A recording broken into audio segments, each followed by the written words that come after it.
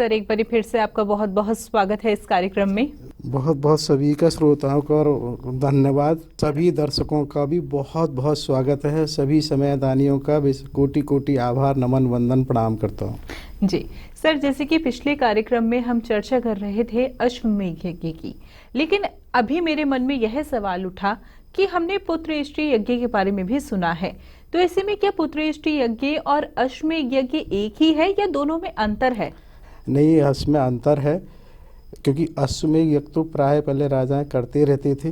पुत्रष्टि यज्ञ का उद्देश्य ही पुत्रों की प्राप्ति के लिए किया जाता है, लेकिन पुत्रष्टि यज्ञ से पहले भी हमें कुछ जानना आवश्यक है, क्योंकि पुत्रष्टि यज्ञ से पहले हम एक चीज़ देखते हैं कि हमारे उत्तर भारत में आज भी प्रतिवर्ष सावन के महीने सोमवार और शिवरात्रि पर बहुत सारे कांवर का जुलूस और बहुत जुनून रहता है। तो उसको कांवर का मतलब ही एक चीज़ आती है कि श्रवण कुमार की धान आता है, और श्रवण कुमार के धान आते ही उनके माता पिता के। तो जब हम ये देखते हैं कि श्रवण कुमार के माता पिता ने भी दशरथ जी को श्राप दिया है, तो उसको श्राप को जानना आवश्यक है, लेकिन उससे भी पहले ये जानना अति आवश्यक है कि वहाँ दो वरदान जो कैकेयी माता ने मांगे, तो उस वरदान की आखिर वो कहाँ हुई, वो क्यों हुआ। क्योंकि कैकेयी माता ने जो दशरथ जी से दो वरदान मांगे हैं वो एक शंबासुर युद्ध है, उसके बारे में भी हमें उससे पहले जानना बहुत आवश्यक है। तो अभी हम जो अश्वमेध यज्ञ की चर्चा कर रहे थे कि जैसा हमने बताया कि कहीं भी कोई उत्सव हो, कोई आयोजन हो, कोई मेला होता है, तो जो जैसा स्वभाव होता है वो ऐसी हिसाब से उसमें सम्मिलित होता है। आज भी हम ये देखते हैं, यदि कहीं कोई ड्रिंक करने वाला है तो ड्रिंक में हो जाता है, कोई डांस करने वाला है डांस में, कहीं व्यापारी है तो उन व्यापारियों को समूह हो जाता है। उसी तरह से क्या था कि जैसे अश्वमेध यज्ञ चल रहा है तो उसी समय जो संत हैं, जैसे कहना चाहिए महर्षि वशिष्ठ हैं, क्योंकि उसमें जो आए हुए महर्षि विश्वामित्र, महर्षि शंकरश्रवण वगैरह, वो वशिष्ठ जी के आश्रम पर ही रुके थे। तो होता क्या है कि जो है जैसा स्वभाव होता है वैसी चर्चा होती है।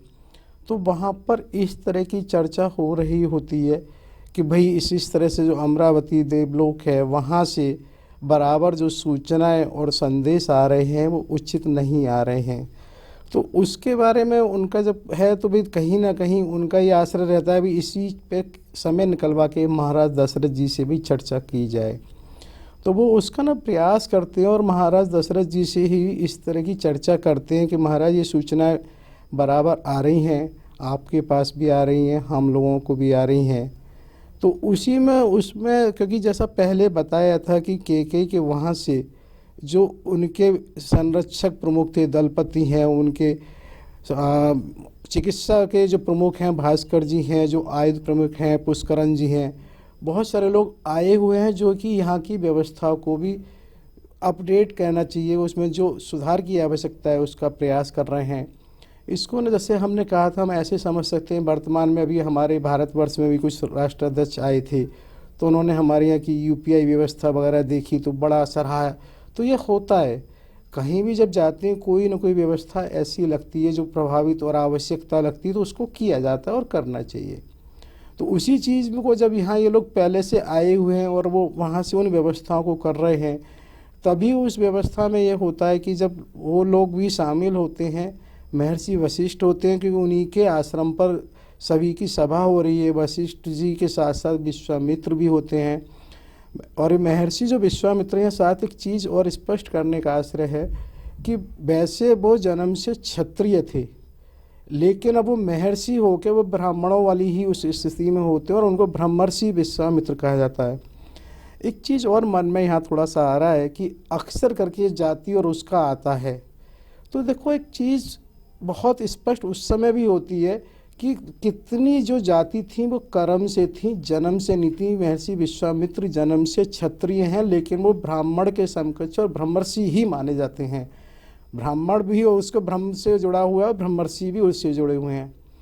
तो इसलिए ये चीज़ बिल्कुल है। और उस समय की चीज़ एक बात हम देखते हैं कि उस समय भी वर्गीकरण 4 वर्गों का था। भाई 4 वर्गों में ब्राह्मण का था, क्षत्रिय का, वैश्य और शूद्र। आज भी प्राय हम देखते हैं सरकारी व्यवस्था में कहीं ना कहीं 4 कैटेगरी की सेवाएं होती हैं। भाई क्लास 1, क्लास 2, क्लास 3, क्लास 4। तो ये जो व्यवस्था आज भी अगर है तो इसमें ऐसा नहीं है वो हम इस क्लास 1, क्लास 2, क्लास 3 को, क्लास 4 को जब देखते हैं तो ये अपने आप में एक अलग वर्गीकरण है। इस वर्गीकरण में ऐसा नहीं कि जाति और बरादरी का ही हो, तो उसी तरह से उस समय भी ऐसा ही था। तो ब्रह्मर्षि जब उसमें विश्वामित्र जी हैं, संकर्षण उनके शिष्य हैं जो कैकेयी माता के गुरु रहे हैं, उसमें दलपति भी हैं, सब लोग उस पर भी ये विचार चल रहा होता है। सुमंत जी भी होते हैं, धनपाल, उनके दूसरे मंत्री वगैरह भी होते हैं, अकोप हैं और भी उसमें होते हैं।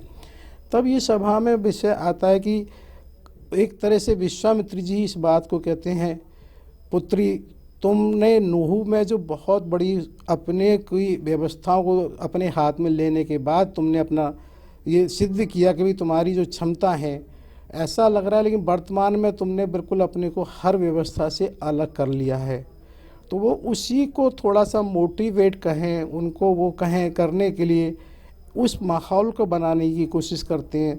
दशरथ जी से भी कहा जाता है भाई जो अभी वहाँ से कैकेयी प्रदेश से जो लोग अभी बताया कैकेयी, भास्कर और पुष्करम वगैरह आए हुए हैं, उनके साथ साथ जो भी चीज़ें कार्यक्रम हो रहे हैं उसमें अब कैकेयी को लेके एक बार उनका अवलोकन किया जाए, जिससे उनको किसी न किसी तरह की प्रेरणा मिले।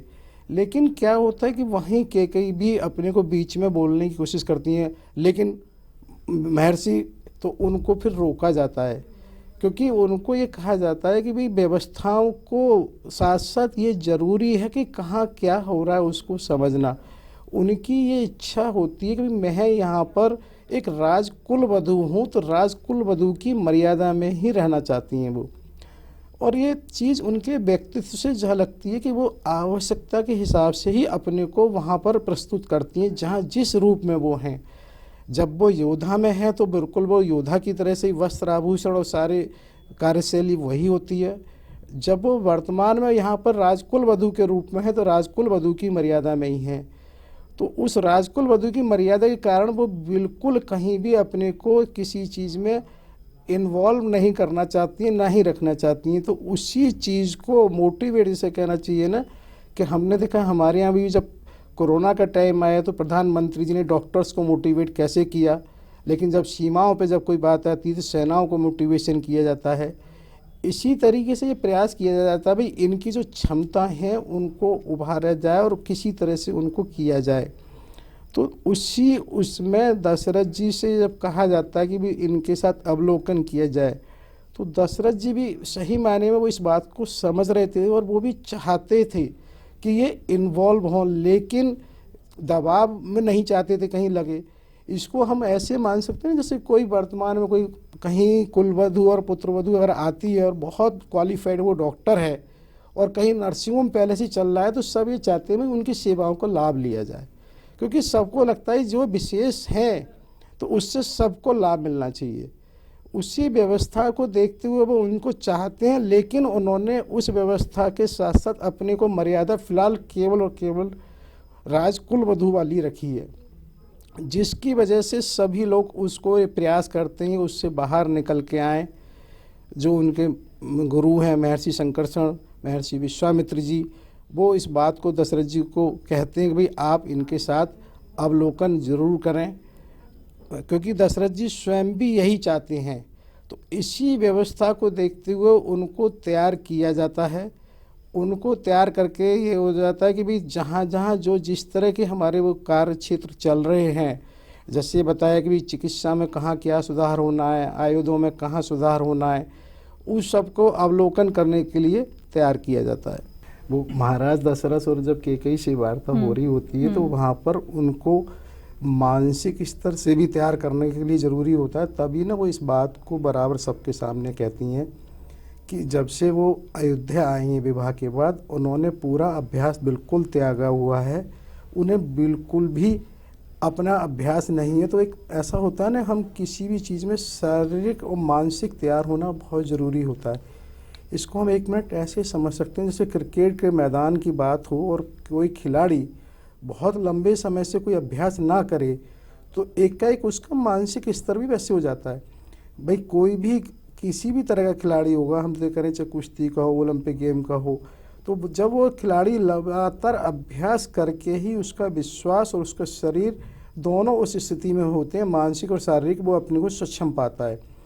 तो यहाँ इस बात को विशेष कहती है कि मेरा बिल्कुल अभ्यास नहीं होने के कारण मैं अभी ऐसी स्थिति में नहीं हूँ।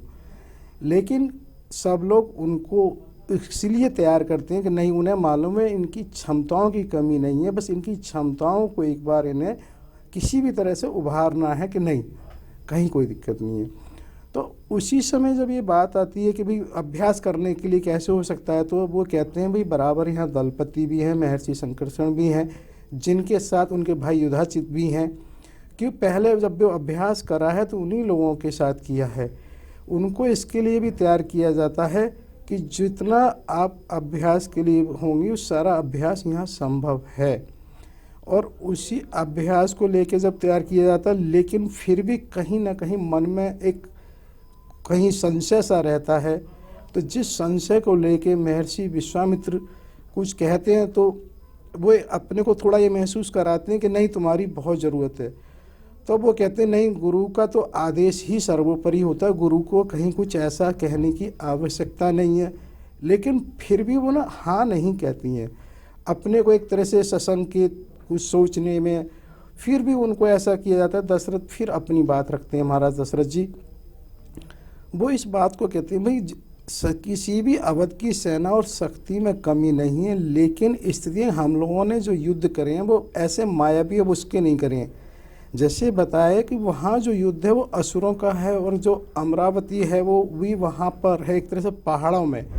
तो वहाँ की युद्ध की शैली अलग होती है, और असुरों की शैली तो इसलिए भी अलग मानी जाती है, उनका कोई नियम कानून कायदा नहीं होता, उनके सब अपने हिसाब से होते हैं। और प्राय देवताओं के और मानवों के सबके एक ये रहता है कि कहीं ना कहीं नियमों से लड़ते हैं। तो उनको ये कहा जाता है कि तुम्हें अनुभव है, आपने नूह पे भी वहाँ किया है, विजय प्राप्त की, और कहीं कोई अभी तक ऐसा युद्ध नहीं है जहाँ तुमने विजय प्राप्त न की, अजय योद्धा हो। तो उनको भी इस तरह से ना तैयार करने की कोशिश की जाती है। और वो कहते हैं महाराज दशरथ जी कि नहीं, मैं तुम्हारे बिना एक तरह से कुछ इस तरह से महसूस करते हैं कि भाई तुम्हारी बहुत ज़रूरत है, अधूरा हूँ, अगर तुम्हारे उससे होगा, क्योंकि वहाँ अलग तरह का युद्ध है और अवध की जो ताकत है वो तुम्हारे साथ है, पुराना अनुभव है, तो चीज़ें अलग हो जाती हैं। क्योंकि जैसा बताया कि रिश्तों का मतलब ये होता है कि एक दूसरे को सहयोग और शक्ति प्रदान करना। क्योंकि अब केकई प्रदेश भी, और पहले जैसे हमने चर्चा की है, केकई के जो राजकुमार युधाजित हैं उनका विवाह सलभ नरेश की पुत्री ऐश्वर्या से हुआ, तो सलभ नरेश भी एक तरह से उनके साथ हो जाते हैं। तो वहाँ जब ये चर्चाएँ चल रही होती हैं तभी फिर जब इस तरह की बात महाराज दशरथ जी कहते हैं तो फिर वो थोड़ा सा एक उसमें आती हैं अपनी मनोदशा में। उन्होंने कहा फिर इस बात को कि नहीं, हमें माता पिता और गुरुओं ने यही संस्कार दिए हैं, यदि पति की आन बान शान पे कहीं कोई आँच की संभावना भी हो तो पत्नी का दायित्व कि वो सर्वस्व अपना न्यौछावर कर दे, कुछ भी उस समय उसका नहीं रहता। तो यहाँ भी ये बात बहुत समझने की है कि जहाँ पति की आन बान की बात आ रही है, वो अपने को किसी भी स्थिति में ये रखने को नहीं तैयार है कि मेरा भी कोई अस्तित्व रहता है, कुछ भी किसी भी स्थिति, चाहे मेरी जान जाए चाहे मेरा कुछ भी जाए, लेकिन पति से ऊपर कुछ नहीं है। तब उस स्थिति के लिए वो वहाँ तैयार होती हैं। फिर उनकी जब स्वीकृति होती है तो थोड़ा सा सबके अंदर एक मनोबल आ जाता है। तब फिर वो उसको सारी व्यवस्था को देखती हैं, कहाँ कहाँ क्या कैसे हो रहा है, और इधर वो एक प्रयास ये भी शुरू कर देती हैं कि अभ्यास करने के लिए जो उनके भाई युधाजित हैं, उनके गुरु संकर्षण हैं, उधर जो सुरक्षा प्रमुख दलपति हैं, जहाँ जिसका जैसे संभव होता है वो देखती हैं।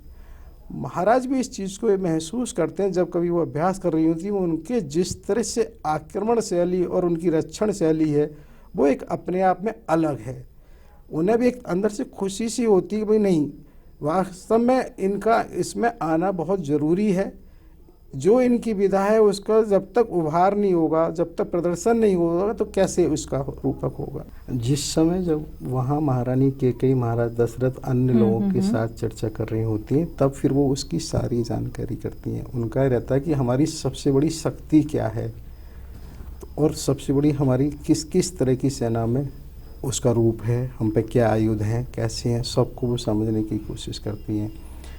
जब वहाँ के जो अनेकपाल धर्मपाल उनके सेनापति हैं वो उसको बताते हैं।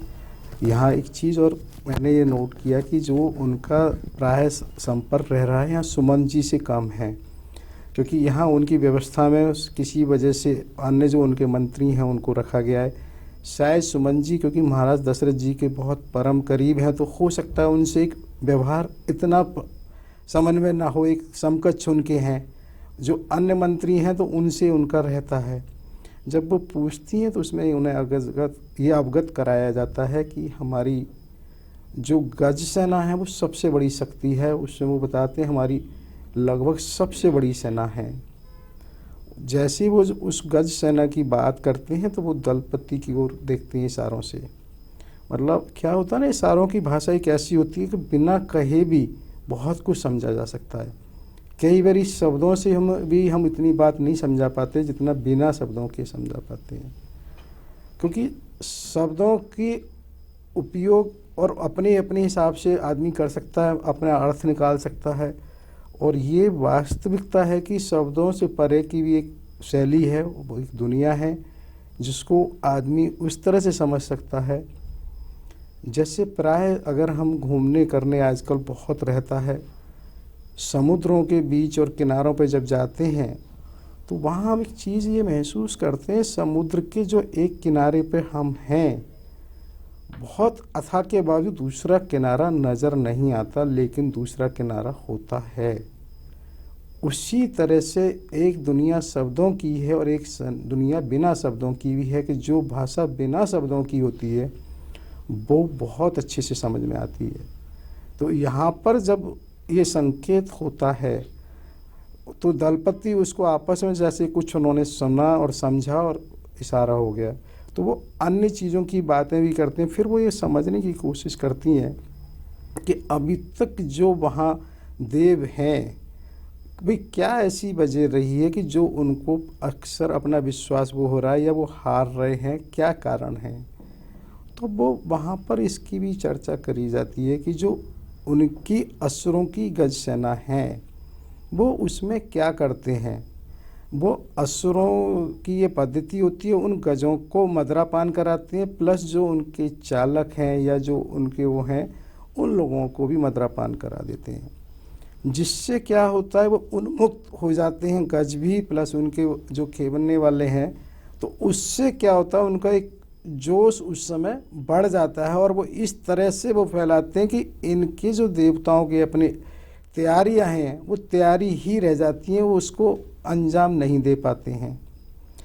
उस चीज़ को जब वहाँ पर ये विचार चल रहा होता है तो तभी उन्हें ये समझ में आता है कि अच्छा, तो आपस में फिर दलपति को इशारा करते हैं कि जैसे उन्हें कोई सुराग मिला हो उनसे।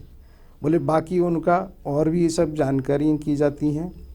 उन्हीं चीज़ों को जानकारी करके फिर ये उसी समय एक समयबद्धता इस तरह से चीज़ों को की जाती है, जैसे क्या ना कोई तैयारी हम लोग करते हैं, भाई क्या तैयारी की जाए, कैसे की जाए।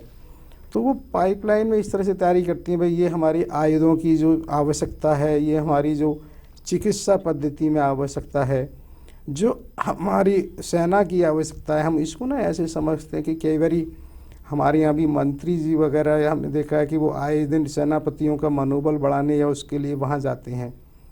उन क्षेत्रों में जाके जब ये महसूस करते हैं कि क्या चीज़ इनको आवश्यक है, मालूम पड़ा अगर ये सड़क इस तरह से बन जाए, ये पुल इस तरह से बन जाए तो कनेक्टिविटी बेटर हो सकती है। तो जब उनकी समस्याओं को समझेंगे हम तभी समाधान देंगे।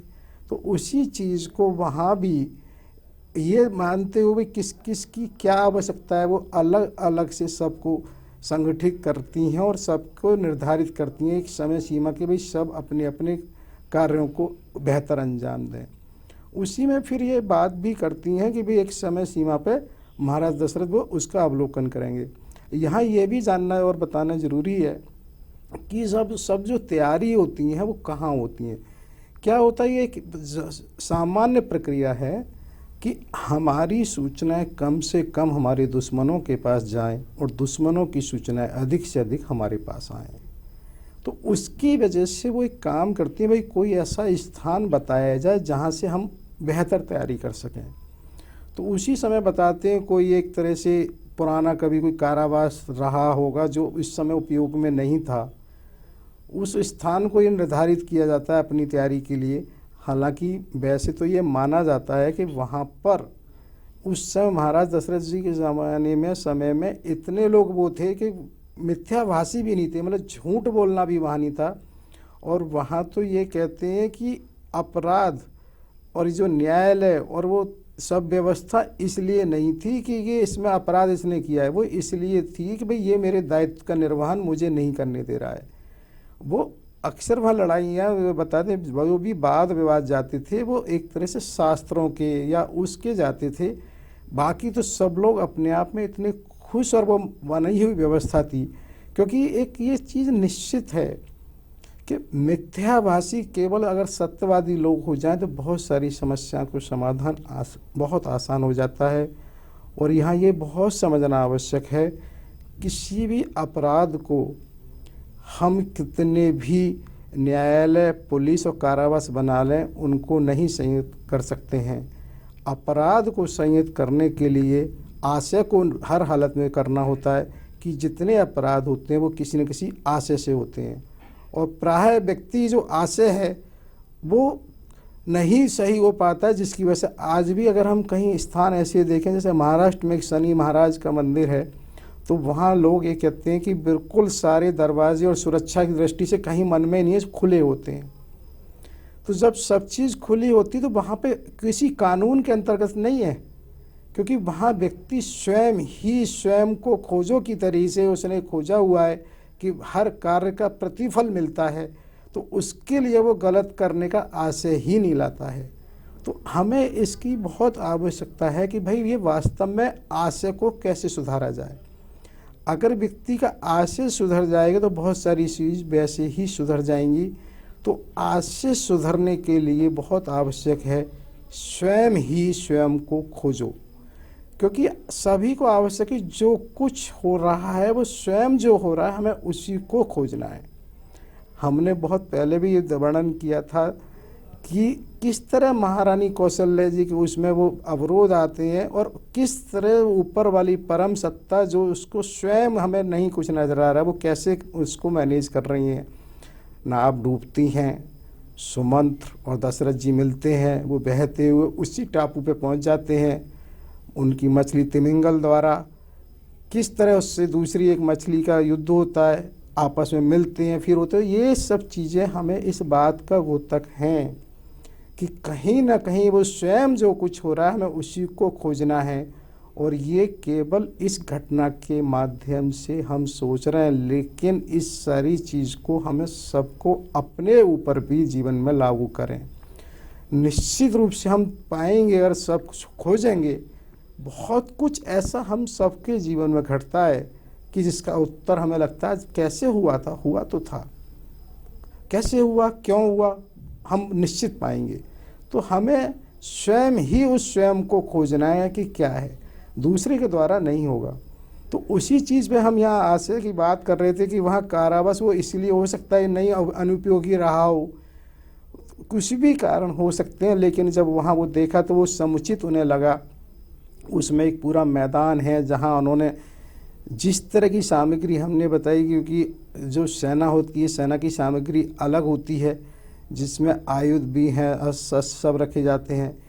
जहाँ युद्ध होते हैं हर हालत में युद्ध के साथ उनकी भोजन सामग्री और उसकी रसद सामग्री की भी आवश्यकता होती है, उसका भी व्यवस्था की जाती है। और युद्ध में घायल ना हो ऐसा नहीं हो सकता, तो उसकी व्यवस्था की तैयारियां भी की जाती हैं। वो भास्कर जी हैं उसके ही उसमें।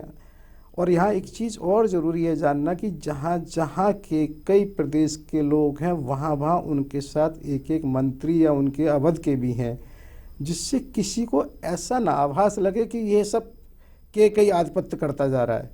नहीं, वो वहाँ उसी चीज़ को ऐसे करते हैं। और ये भी देखा जाता है यदि कहीं जब कोई विचार विमर्श होता है तो उस विचार विमर्श में महारानी केकई कभी ऐसा नहीं सोचती कि मुझे प्रत्यक्ष में आना है और उन्हें कोई जानकारी भी करनी है, तो वो कुछ इस तरह से प्रश्न को कहती हैं, महाराज कि अगर इसमें कुछ ये जानकारी मिल जाए तो और बेहतर हो। तो ऐसा होता है ना, इसका प्रस्तुतिकरण इसलिए महत्वपूर्ण है। जैसे हम एक चीज़ बहुत व्यवहारिक बात बताते हैं अभी कई बार हम देखते हैं कि ये मोबाइल हमने किसी का मिलाया तो एक तुरंत एक मन में विषय आया, मेरा मोबाइल नहीं उठाया।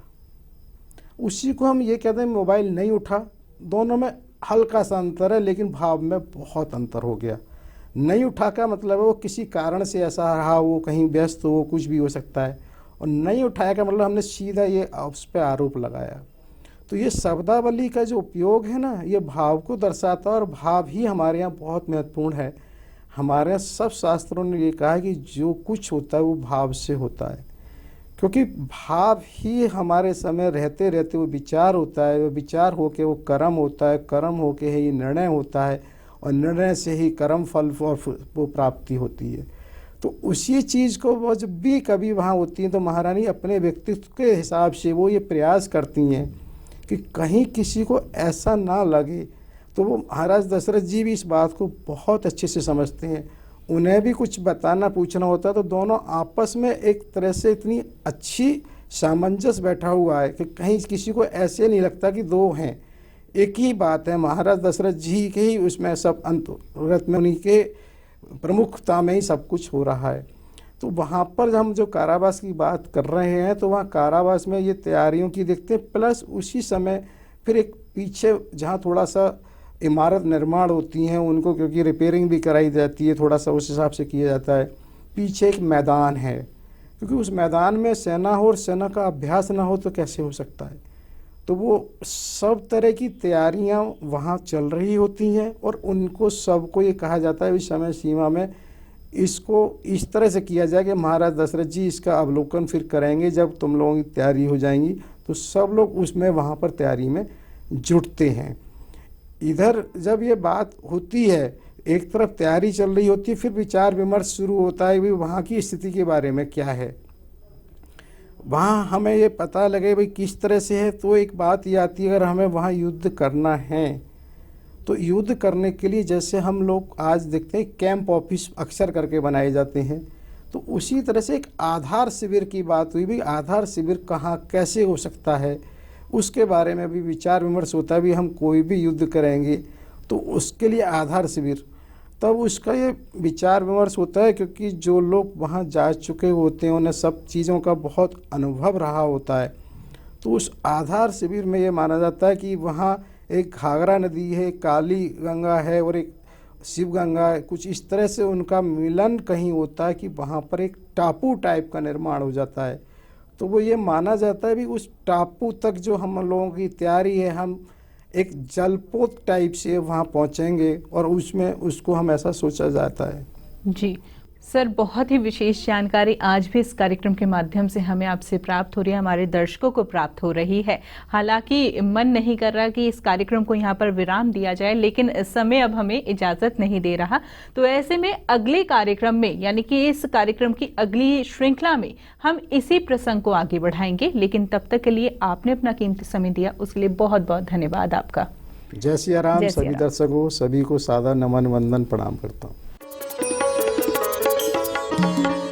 आप हमारे संत वाणी चैनल को सब्सक्राइब करें, वीडियो को लाइक करें, शेयर करें, और हाँ, बेल आइकन पर क्लिक करना बिल्कुल ना भूलें, ताकि हमारी किसी भी वीडियो की सूचना सबसे पहले आपको मिले।